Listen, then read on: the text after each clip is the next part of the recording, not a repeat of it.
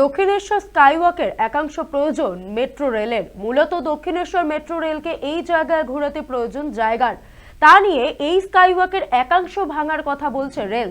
তা নিয়ে ক্ষুব্ধ রাজ্যের পুর ও নগরায়ণ মন্ত্রী ফেরাদ হাকিম। নির্মাণের সময় কেন মেট্রো এই কথা জানায়নি তা নিয়ে প্রশ্ন রাজ্যের পুর ও নগরায়ণ মন্ত্রী ফেরাদ হাকিমের। মেট্রোর কাছ থেকে ফ্লাইওভার করার সময় আমরা এনওসি নিয়েছি আমাদের জায়গায়, যে আপনাদের কোন জায়গাটা আছে তারা ড্রয়িং দিয়ে দিয়েছিল।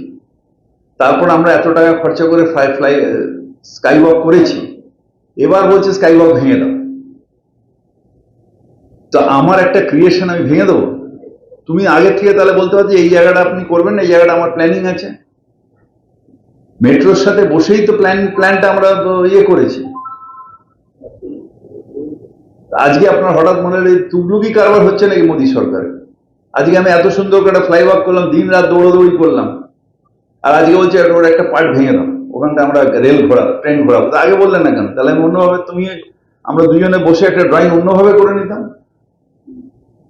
এখন স্পেসও নেই ওখানে। আর আমি রাস্তা বন্ধ করে ওটা পুরো কনজেস্টেড করে দেবো, এটা দক্ষিণেশ্বর ঢোকার রাস্তাটাকে।